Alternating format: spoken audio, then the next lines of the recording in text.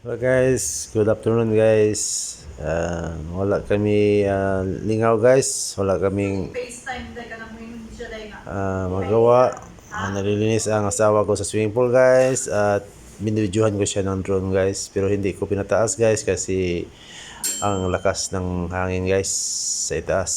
Pinababa ko lang guys. Tingnan nyo guys. 6 AM ito guys ng hapon. PM, 6 PM ng hapon guys.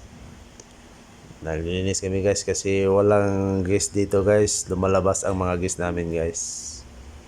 Sana guys magugustuhan nyo ang aming video guys sa pamilya ko guys. Huwag kalimutan guys, like and share guys sa aming video Erjo Vlog guys. Maraming salamat guys and God bless you all sa lahat ng nanonood sa aming video. Bye bye. See you next video guys.